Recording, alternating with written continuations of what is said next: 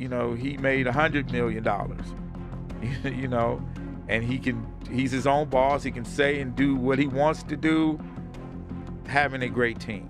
Yeah. Because no one person can do it by himself. That was the core of the team. Gotcha. You know, and it was a tremendous sacrifice, you know, especially for me. I worked like 15 years straight, 7 days a week, 20 hours a day. Wow. You know, that whole middle part of my life, yeah, it didn't exist. It didn't exist. And now you have this egg on your face and things are falling apart. And now people are wondering, did you get screwed, or was it your own financial ignorance, and now you're bitter? People taking shots at a great fighter, Mayweather. Probably the same people that were, applauding him and saying how great he was at one point, and now they're taking shots at him like they're almost, like they get pleasure out of seeing a great fall, potentially. You're right, fall. but when you call yourself the money man, you do it to yourself a little bit too. No, I can't argue with that. Leonard Ellerbe recently shared his views on Floyd Mayweather Jr. allegedly burning through his $1.1 billion fortune and ending up broke, saying the situation seemed almost inevitable. Having worked closely alongside Floyd in the past, he personally witnessed the excessive spending habits that ultimately contributed. I've been saying from day one what it is that, and they know, everybody laughed at me. They laughed at me. They said, oh, you know, he just talking nonsense. I've been told, all of you guys. Leonard Ellerbe explains that when Floyd Mayweather Jr. reaches extreme levels of fame and success, criticism naturally comes with it, and the real challenge is how he chooses. At the end of the day, when you're on top, when you're at the top, you can expect criticism. It just comes with success, and it's all about how you handle things. And me personally, none of it's personal. None of it's personal. Leonard Ellerbe says Floyd Mayweather Jr. could have built a solid business career if he had approached his ventures with seriousness and made more care. One who formed his own company, right? But he was the first one that had a team surrounded by him. That our focus was the business, and his focus was the boxing. And in turn, we built the brand, built Mayweather Promotions. Yeah. And Floyd became his own boss. Wow. And that was the key. Logan Paul mocked Floyd Mayweather Jr., claiming that he is still waiting to receive the unpaid $1.5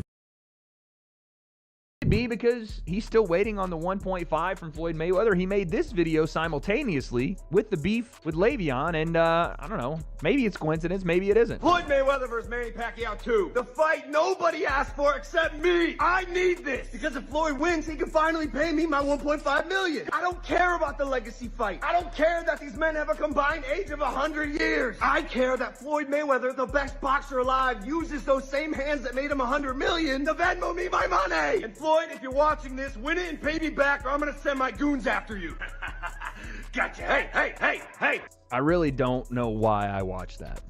Yeah, listen, dude. Logan is, again, functionally a coward for not doing this. I was really excited for it, too. I couldn't wait. That was about to be content, son. But, I mean, okay, yes, I understand if he is under WWE contract, they're not going to allow him to do certain things. Teddy Atlas notes that the same people who once cheered for Floyd Mayweather Jr. are now mocking him, openly laughing at. Oh, yeah, like you said, he was Mayweather, Money Mayweather, and now he's suing because he went through his money, blew his money, whatever. Look, I don't know what the truth is fully in there. I know Steven Espinoza was named. He ran Showtime at the time. He was named him. I never was a fan of Espinoza. Again, I'm not afraid to say and not mince my words when I feel a certain way. And and I've taken arrows for it, and of course I've also taken some praise for it. That people say, hey, Teddy's going to say what he feels. I was never a fan of him. I never thought he was a man that kept his word. I never thought he really did a great job over at Showtime. I mean, they put some good fights on because the fights were available, because the landscape made it available. WAC 100 says Floyd Mayweather Jr. isn't broke at all, claiming he remains rich in peace of mind, untouched by gossip or other people. You know where Floyd is rich at right now? What's that? His peace of mind. When I send him things, like I send you things when it's pertaining to you, when he gets the time, he'll call me and he say, hey, Wack, what's that? And I tell him, he said, that's nonsense. He said, well, as long as they trying to figure me out, they not gonna be able to figure out what they need to do. And he continues to move. I will say this without saying too much, that I've seen him pass on some big deals based upon business he already has on the table. But again, I've been to his home. I talk to him regular. He's my business partner.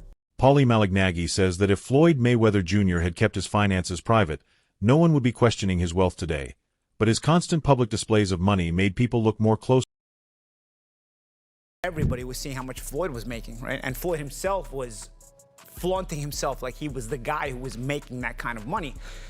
And for all intents and purposes, I assume he was. Everybody assumed he was, and seemed like he thought he was because he wasn't complaining. He was showing off, you know? This is why, as I get older, I feel like, and everybody always tells you this when you're young, like, keep your finances private, you know, and this is why I think this is a big reason why.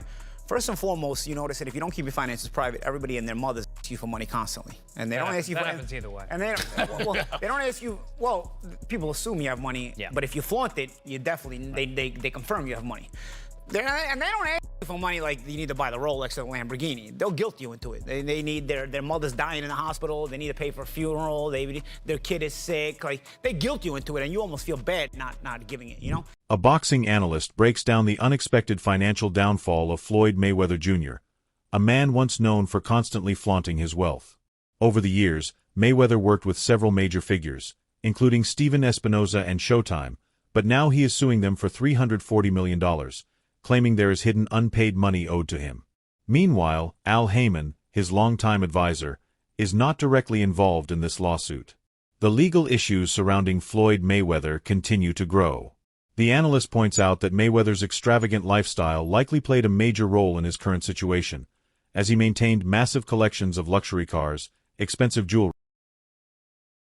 That we are going to go through in this video. Now, I've been covering boxing for double-digit years. Allow me to take you through it. A simple Google search shows Floyd Mayweather. You type in his name, you're going to see some fight photos and whatnot. But the top stories, and there's multiple stories, and we're going to take a look at some of them. But as mentioned, Business Insider is now reporting what you see on the screen, that Floyd Mayweather is being accused in lawsuits of owing millions of dollars for luxury watches, gold, and rent on palatial apartment, right? The bullet points. Floyd was sued for allegedly failing to pay rent on a luxurious duplex in Manhattan. Luxury apartments, high rent, and unpaid bills began piling up, and lawsuits soon followed against Floyd Mayweather Jr. A Miami couple who owned the condo he rented reported that Mayweather fell behind on nearly $500,000 in rent, and despite making payments at first, he eventually stopped responding to efforts to recover the debt. According to analysts, a pattern of excessive spending, poor financial management, and reliance on others for major money decisions ultimately caught up with him. The analyst further explains that fame and fortune do not guarantee long-term financial security, and even elite athletes can face bankruptcy if they fail to properly manage. And this sum represents the $500,000 in arrears plus late fees minus a deposit that Mayweather paid at the start of the lease and the $100,000 catch-up payment. So they deducted what he did submit when he was made aware of this, the $100K, and I guess a deposit. So the remaining balance is that. An attorney for Mayweather did not provide a comment by deadline. He has not responded to the lawsuit in court. In a separate legal matter, so we've already went over one with this luxury condo in Manhattan, right? But a separate legal matter, a Miami jeweler sued Floyd Mayweather last month, alleging the boxer owes more than $1 million for jewelry that he took but never paid for. Paulie Malignaggi and Chris Algieri break down how Floyd Mayweather Jr., despite earning massive amounts of money, still ended up facing financial trouble. Malignaggi points out that it's difficult to understand how someone at Floyd Mayweather's level could allow such huge sums to slip away without noticing. He compares everyday spending like buying a Ferrari or expensive jewelry to the scale of Mayweather's earnings, explaining that while smaller purchases can be managed, the amounts Floyd dealt with were far beyond normal financial control. Algieri adds that at the peak of Mayweather's career, losing track of even one fight's earnings could result in major financial losses. And over time, these mistakes build. You know, I don't know. Like, there's guys who have a lot of money, okay? For me, I could go into a jewelry store, spend 20,000 at the time, like nothing. Like, you know what? I didn't plan on going there. I bought a Ferrari. I went to with my friend to go check out a Ferrari he was gonna buy. I went there and I'm like, I got this in my account. I could buy this right now. You know, like that. You know, and I'm not saying that's smart. What I'm saying is, your accountant must have loved you. yeah, really. But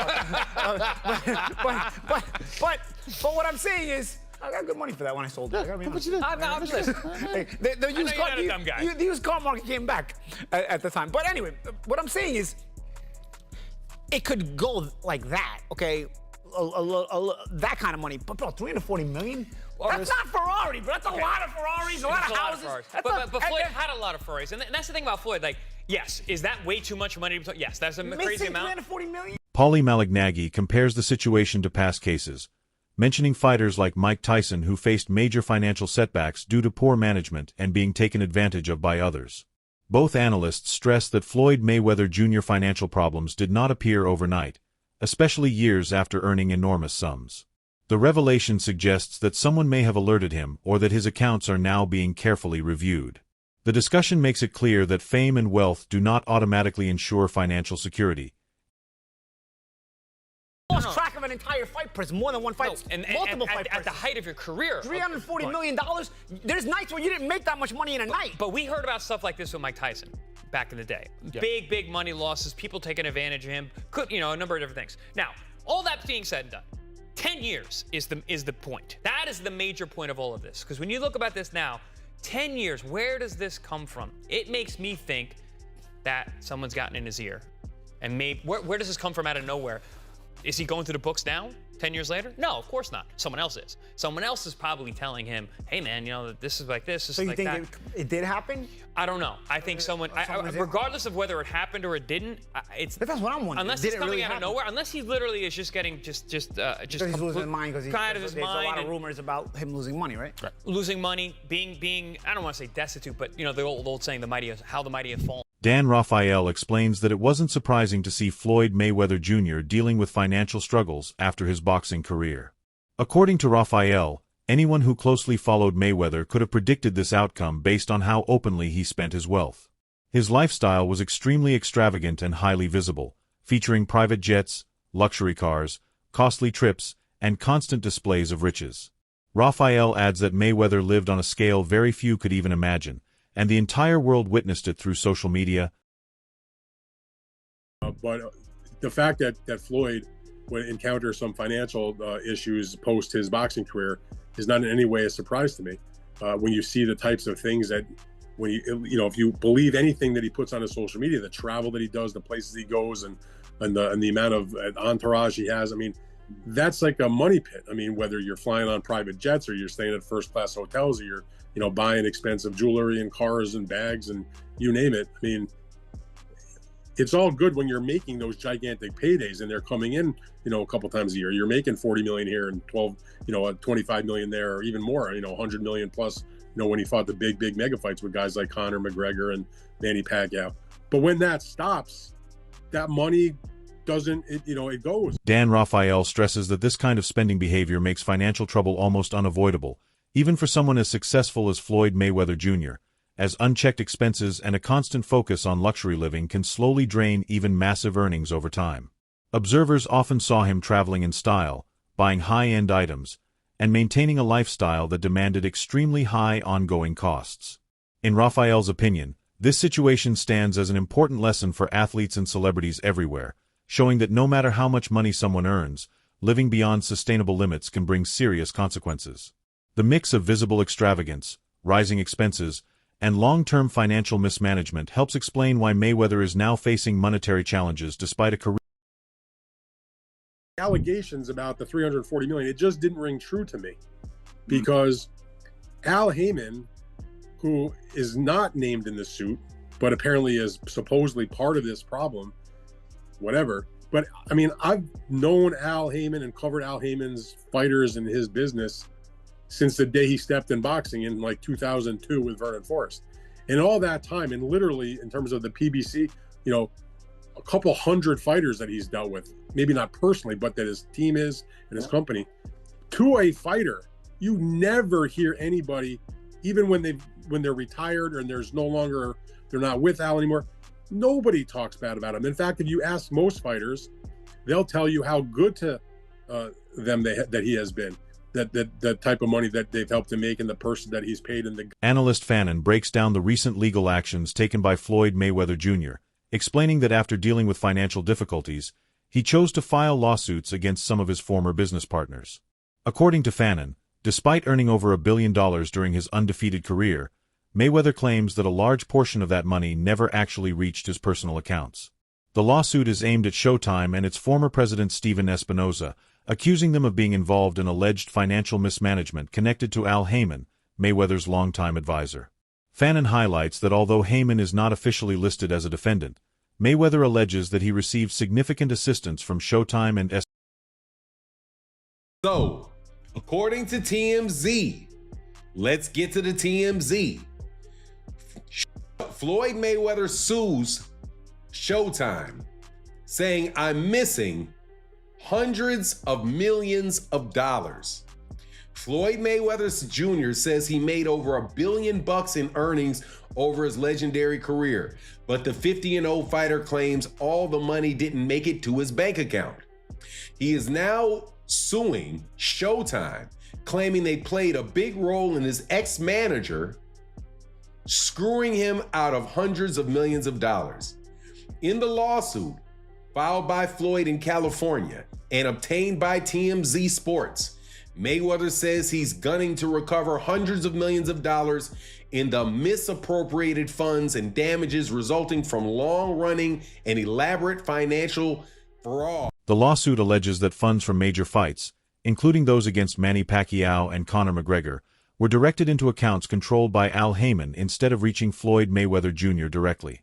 When Mayweather and his team later requested access to Showtime financial records years afterward, they claimed the documents were either missing or inaccessible, raising further suspicion of misappropriation. Fannin explains that this situation highlights the difficulties even elite athletes face when managing huge amounts of money, where oversight, poor management, and reliance on others can result in major losses, as Mayweather now claims.